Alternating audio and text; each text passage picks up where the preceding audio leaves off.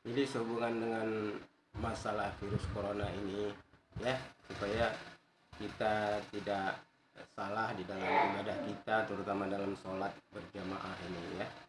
Nabi sudah bersabda, "Salatul jamaati sunanul huda. In taraktum sunnatan nabiyukum la dhalaltum." Sholat berjamaah itu adalah sunnah yang membawa hidayah. Jika kamu tinggalkan sunnah yang nabimu yang satu ini, pasti kamu tersesat. Jadi situ ada lam takkid, pasti tersesat. Nah, sekarang bagaimana kita menyikapi perintah antara perintah Allah dengan keadaan-keadaan yang sekarang? Nah, kita harus memenangkan apa yang harus didahulukan. Nah, begitu. Bukan kita berarti itu menentang sekarang kan fatwa kan banyak. Ada fatwa MUI, ada fatwa dari Dewan Masjid Indonesia, itu ya kan, ada fatwa dari pemerintah daerah, ada fatwa dari MUI setempat. Nah, itu. Jadi kalau kita tidak hikmah, tidak bijak dalam menyikapinya, maka nanti seakan-akan agama ini jadi sulit begitu. Padahal yassiru wala tu'assiru.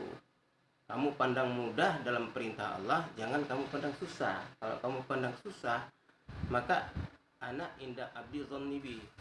Di dalam hadis qudsi disebutkan, aku bergantung sangkaan hambaku. Nah, jadi kita di dalam praktek, nah ini yang susah kan dalam praktek. Nah, kalau memang di satu tempat di wilayah itu sudah jelas terkena virus corona itu, maka dia harus diisolir. Dan tidak ada kita yang kepingin juga terkena kan gitu, ataupun tertular. Karena virus itu mematikan selama 14 hari, itu membahayakan juga, mudaratnya ada. Nah, tapi jangan lupa, ini semua ujian. Nah, ujian Allah ini diberikan kepada orang-orang yang beriman terutama. Karena orang yang sudah ahli masjid itu beda. Dia sudah tahu nikmat suasana, setiap langkahnya diangkat derajatnya, setiap langkah kirinya dihapuskan dosa-dosanya. Apabila duduk dia di antara dua waktu sholat, maka dipandang itikaf. Satu kali itikaf dia dijauhkan 3 parit. Dijauhkan 3 parit dari api neraka. Jadi dia jauh dari api neraka. Nah, semua ini fadilah-fadilah ini harus kita hadirkan di dalam ibadah kita.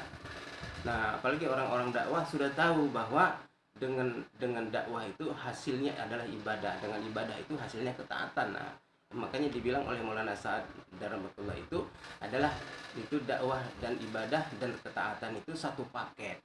Nah, ini yang kita amalkan sehari-hari. Maka kita ajak orang ke masjid supaya meramaikan masjid. Maksudnya apa? Supaya masjid itu rahmat Allah. Masjid itu tempat tercurahnya itu rumah Allah. Maka kita masuk ke masjid saja dengan doa, Allahumma ftahli abwaaba rahmatik, ya Allah bukalah pintu-pintu rahmatmu, pintu-pintu kasih sayangmu. Jadi semua fadilah itu akan hilang kalau kita tidak sholat di masjid. Nauzubillah min dzalik. Andai kata ditakdirkan Allah seseorang meninggal dunia, dia mati karena mondar-mandir ke masjid, dia mati syahid. Dia mati syahid. Terlepas dari ada tidaknya virus corona, dia mati syahid. Dan itulah yang didambakan seorang hamba Allah yang mau khotimahnya husnul khotimah, yaitu sebaik-baik akhir daripada kehidupan. Makanya saya ini ditanya banyak sekali, karena gabungan daripada beberapa grup ini sudah bertanya kepada saya. Jadi saya merasa ini satu kewajiban juga untuk menyampaikan terutama teman-teman ya di masjid-masjid yang ada sekarang ya di wilayah apalagi Bekasi ini termasuk zona merah ya.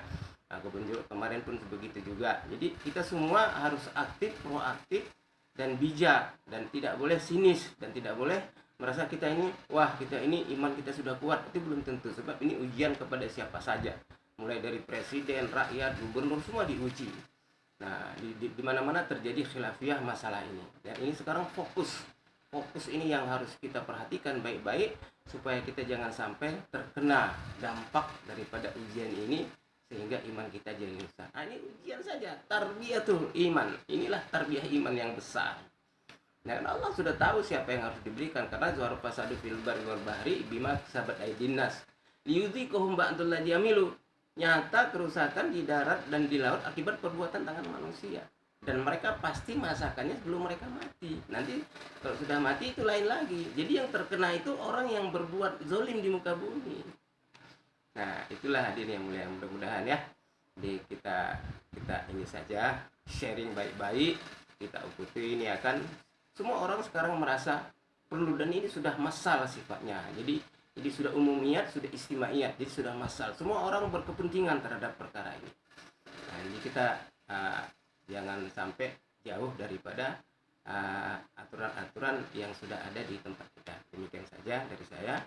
Semoga Allah Subhanahu wa taala memberikan kepada kita taufik dan hidayahnya, dan diberi bimbingan, kita doa, kebersamaan, kekuatan. Nah, itulah dari saya Al-Fakir Abdurrahman Lubis. Assalamualaikum warahmatullahi wabarakatuh.